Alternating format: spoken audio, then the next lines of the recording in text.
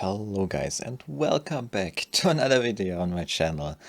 Finally another video, and today I present to you the MI-15.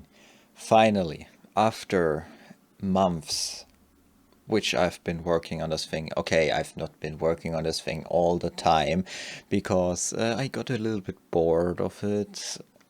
Yeah, but I finally finished it.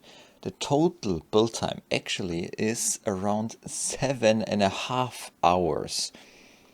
This thing just took me way too long to build. But in a bit you will see why, and there you could just take a glimpse at what I have made.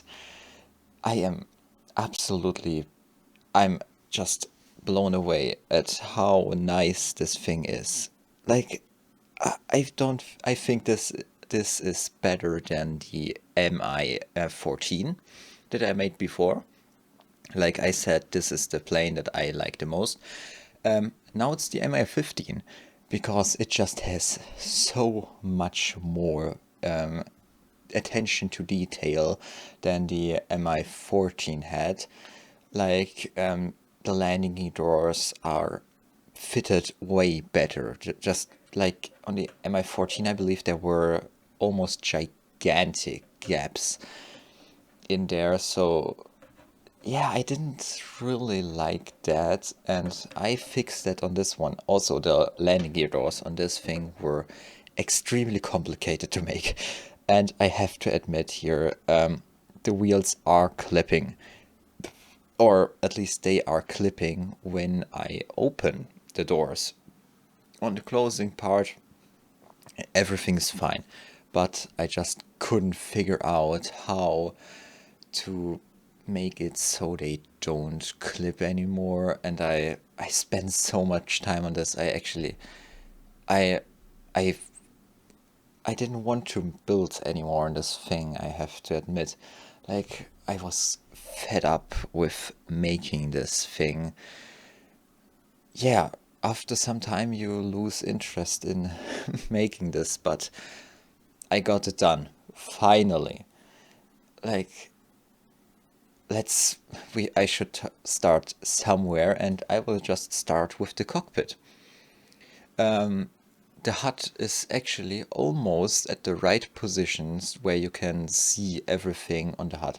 It maybe has to be moved slightly closer to the pilot and a tiny bit higher, but in every other way the HUD is placed perfectly.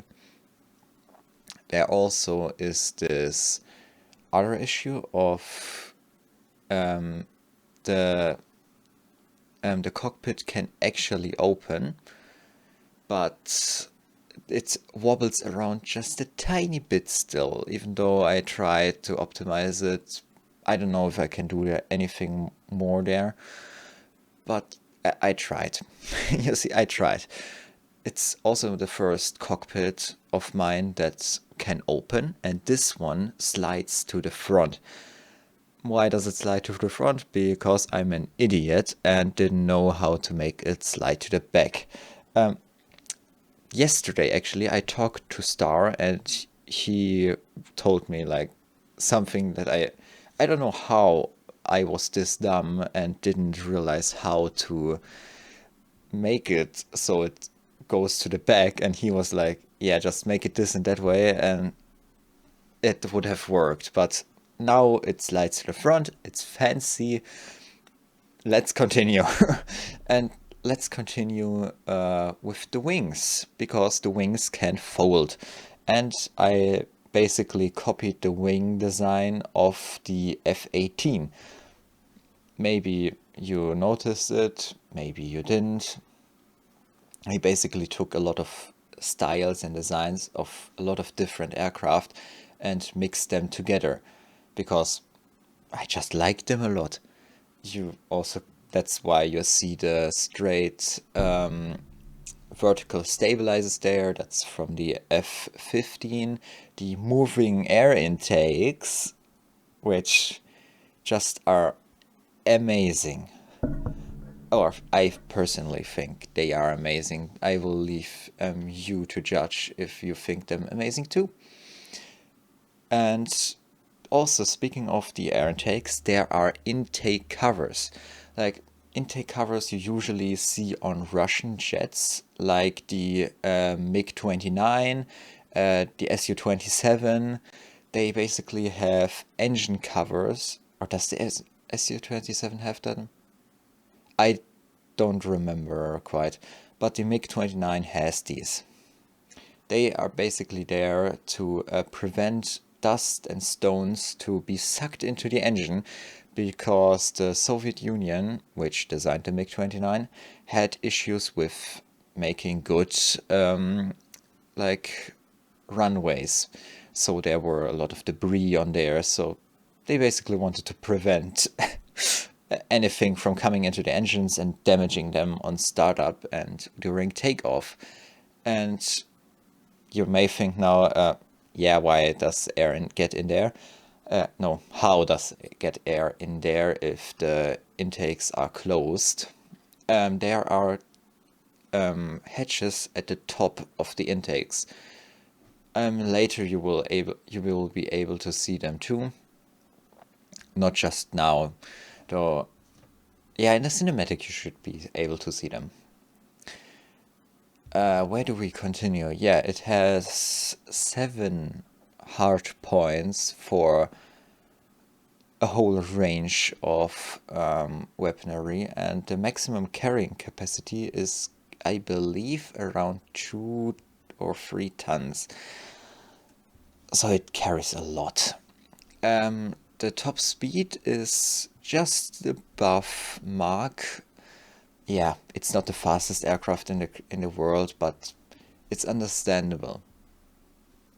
Like, if you think about all the moving control surfaces and all the little notches that are in the fuselage, this just creates a lot of drag and basically prevents the aircraft from going any faster.